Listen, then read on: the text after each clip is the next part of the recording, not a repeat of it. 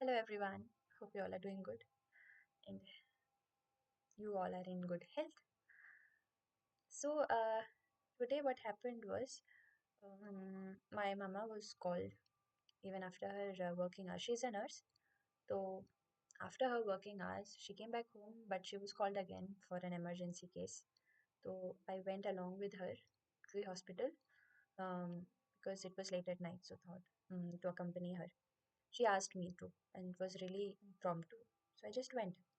I took around 2 hours, 2.5 hours, and um the hospital only arranged transportation for the return. So the vehicle was actually an ambulance, and I don't know what the driver bhaiya thought that there was only one person. So, but actually we were two. Uh, so we had to sit at the back. So the moment I entered, it was a bed covered in white cloth. My mother entered first and then I entered. So the moment I entered and I saw this, something in me shook, like my body literally froze. It's like a nightmare that I'm trying to avoid, you know. And when you just come in front face to face with something that you consciously, subconsciously, unconsciously avoid, it's groundbreaking moment. So, uh, yeah, like the moment I saw, and throughout the journey, me and my mother were sitting like this, and in front was that bed covered in white cloth, and it was such a weird moment. Mama and we were joking कि मतलब maybe भैया thought that there was only one person, so that person could sit in front with him. Uh, I asked if what if we were two and if he knew what would have been different. So she said maybe he would have taken a car. I don't think. Anyway, this confrontation was really scary. As as I'm aging, one difficult process is witnessing our parents also age, right? So, and I'm usually an anxious person, and I, since my childhood, my teenage, my young adult, I used to think the worst possible outcome so that I can prepare myself for the worst, and then whatever struggle comes, I can bear it because I have already thought about the worst case scenario and I prepare myself according to that. So the intensity feels less. Now, this is a coping mechanism that since the brain does that since childhood. If the environment that you were born into, you were raised up, it wasn't psychologically safe enough, the brain automatically does some coping mechanisms to make itself safe and avoid from pain and heartbreaks and abandonments, right? So, yeah, it's just another defense mechanism, but coping strategy. But man, that moment I saw that bed, and every time oh, I hear an ambulance and I see an ambulance passing by in front of me with people sitting inside, there is a quiet prayer that we say, that may the soul or the body, may them recover, may them be saved, or whatever, may the family, we just pray some small prayer or wish good for them. So it's a tragic scene. The thing is, um, just made me realize on the way back that how we all know that death will happen, and it can happen at any point in time, any point.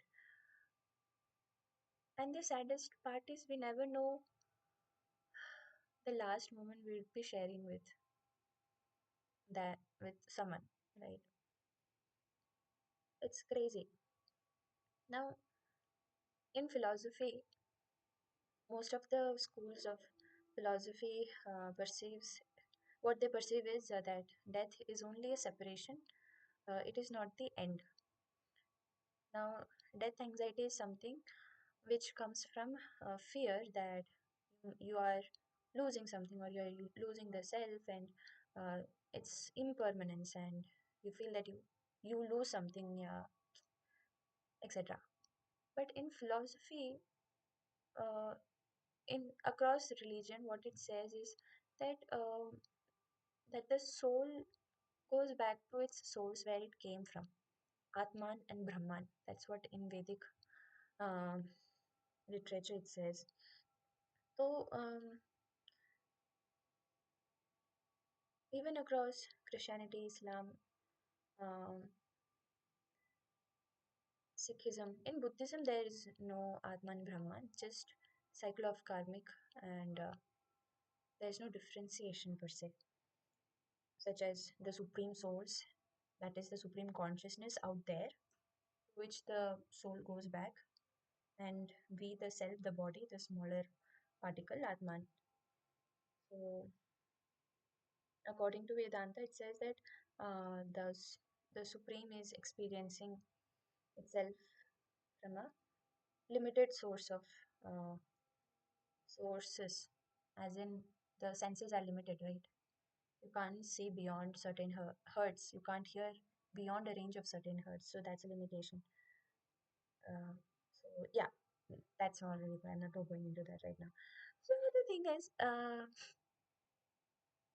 I was discussing this with my mom once that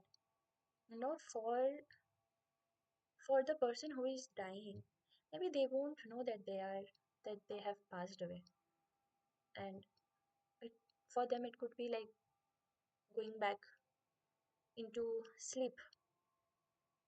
It's an eternal sleep. That's what we have heard. We might have heard many at times. Eternal sleep. That what it looks like that the person has, and they never wake up. Such a difficult phase. And but it's the suffering is for those people who have lost that person.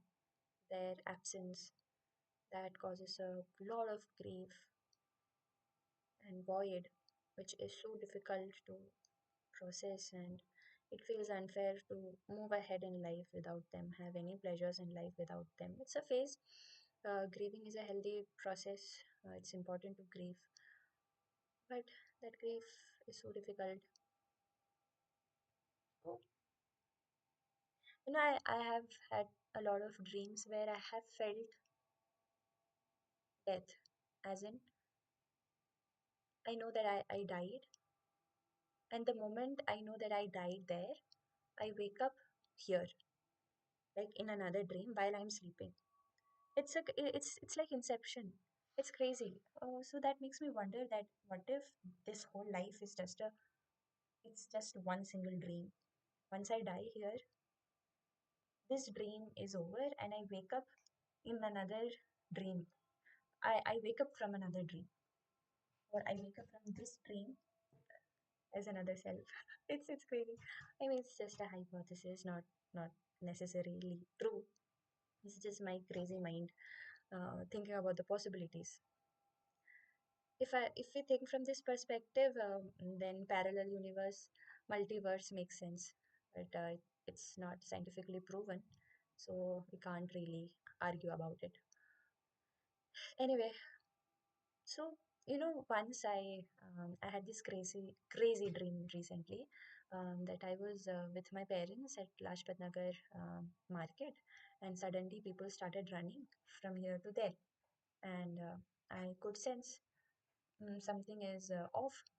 And my parents were there and my sister was with me, and she said that she wanted to drink fruit juice.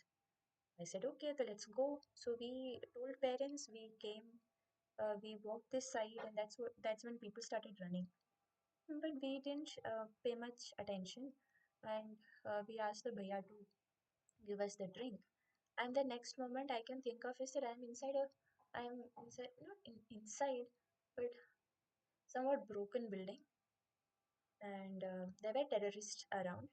And I know that somewhere my sister is here and my parents are at that side of the wall, and it's still the marketplace somewhere. And the terrorist was carrying a gun, obviously, and he brought me to my knees and he placed my gun here.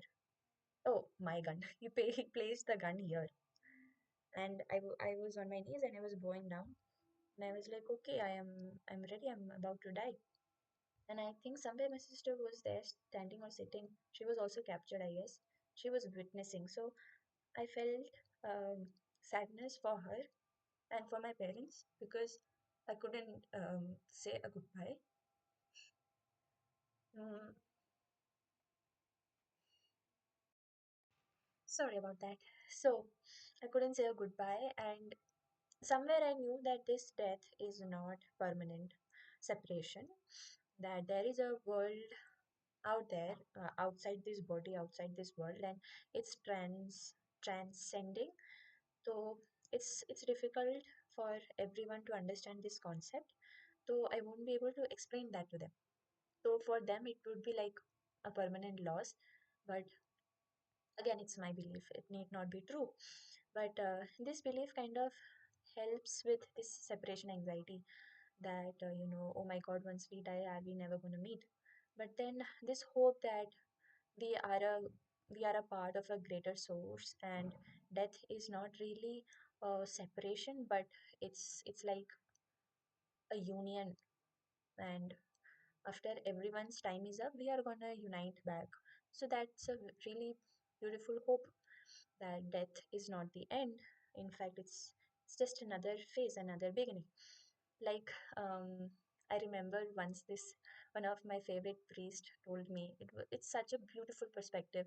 So he, one of our church member, unfortunately, he passed away. May his soul rest in peace. He passed away abroad in Canada, I guess. So, and that priest knew him since childhood, and it's really difficult to process the sudden death, that too abroad when he was alone. He was suffering some fever, I guess, and he couldn't get help. So, like that. So, for he was telling me that it was not easy to, console his mother, though he was saying it's just a separation, it's just the soul returning back to his our Father, the Holy Spirit. So he said that you don't remember anything when you were inside your child's womb. It's a different world. So once you are out of the mother's womb, it's totally a different world. So you don't remember anything what happened inside. But it's crazy that your genes remembers. Like if your mother has taken any intoxication, yeah, your mother went through some psychological trauma or anything, that does affect the child. The whole prenatal phase, that does affect in brain development and everything. So that is somewhere on a cellular level stored. Now I don't know about how much memory the child can when it's inside mother's womb, scientifically or biologically speaking. But it was different. That it's a different phase when we are inside. If the mother is laughing, the child can feel it. If a mother has some cellular damage, the baby cell sends some chemicals that can regenerate the cells. That's the crazy bond between the mother and child. So what he said was beautiful, that when you are inside the mother's womb, it's a different world, and you don't know what's happening outside. Once the birth takes place, when the baby is out, then this is a new world for you, and you don't remember anything, any feeling of what happened inside. That memory is gone. Just like that, when this death happens, you don't know what's on the other side until unless you pass through that door.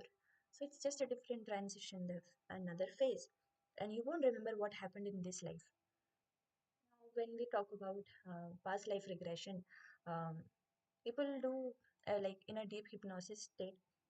There are cases where people have told how they died in their previous lives, and how at the time of death a certain fear or certain thing happened, and that gets stored in this lifetime, like as a pain or as a difficulty, and no biological or medicinal treatment helps, and then that person goes for hypnotherapy, and once that pain, that memory is replayed and acknowledged, then that pain, that ailment just goes away, vanishes.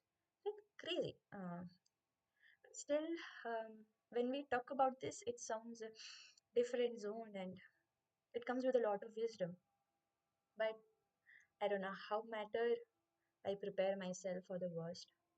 I don't think anybody can ever be ready to face death. It sounds all philosophical, it sounds all theoretical, it sounds too spiritual, too good to be true, or too good to experience. No, man. Sitting in that ambulance, I was like, oh my god, one day I have to go through that phase that this self doesn't want to, but somewhere the future self will be going through. Um, yeah, I don't think nobody, like, nobody can ever be prepared, no matter how. Or maybe you have to be that spiritual when you are that confident, and when you have that strong belief, when you have seen the other world or been in a transcendental mode, that which is achieved through deep meditation and enlightenment. There are people who have seen this and they are totally fine with it. I don't know. I am at a very low vibrational level. It's so inevitable. Thinking about any chronic physical ailment that scares the shit out of everyone, because that's death knocking at your door.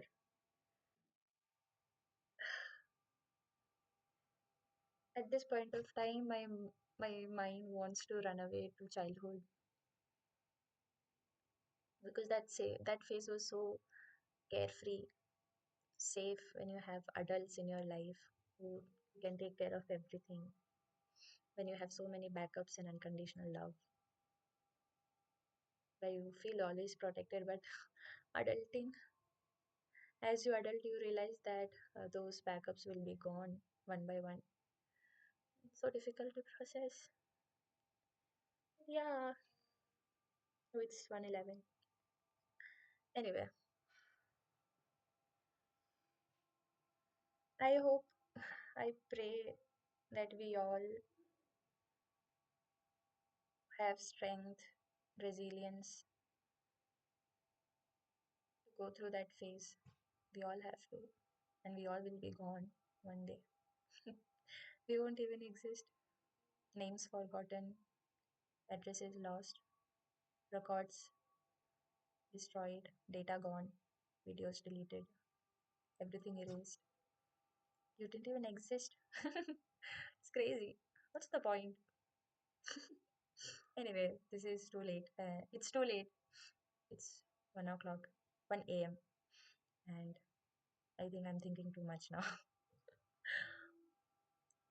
But I think we have to live with this fact that our life is not promised forever, and anytime it can be our call.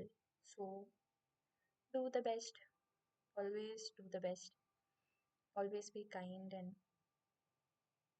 do not hold grudges, anger, disparity, ego with others, because we never know. We never know. We don't want to live with that guilt, right?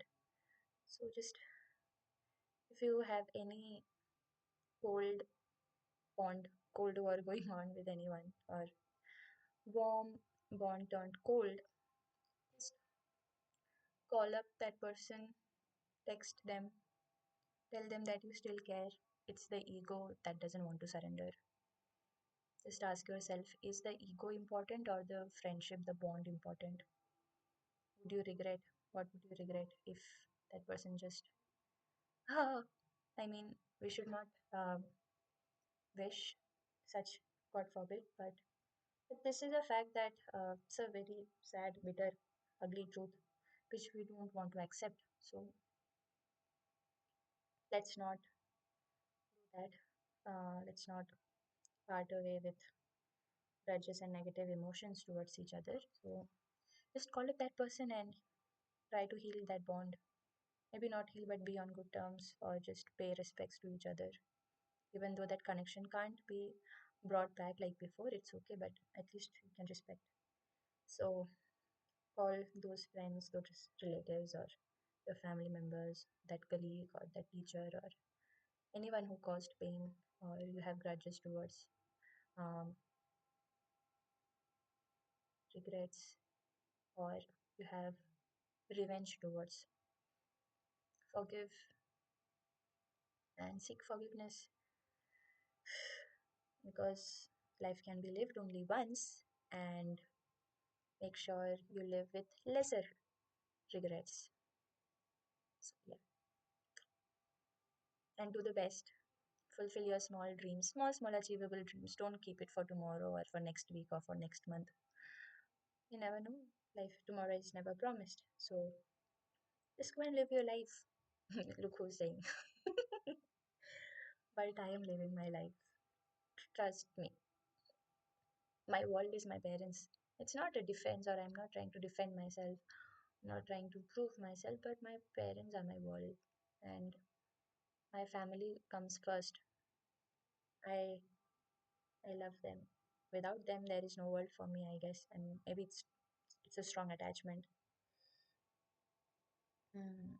But yeah, spending time with them is most valuable. They are the biggest gift in life. Yeah, but I will have to get out of this cocoon soon. I know, and I am preparing myself for that. But I am holding on to it as long as I can because I know someday I have to let them go. Or I have to step out. So yeah. Anyway, I wanna end this on a good note. Wishing you good health, good days ahead, liveliest moments ahead, and may life keep blessing you, surprising you, help you meet new wonderful people, help you heal some broken bonds, some meaningful bonds, and may life bless you with kind souls and beautiful hearts, which prompts you which nudges you to, think in a more optimistic way, look on the brighter side, rainbows, even after a tornado. So take care till then. See you in the next video. Bye.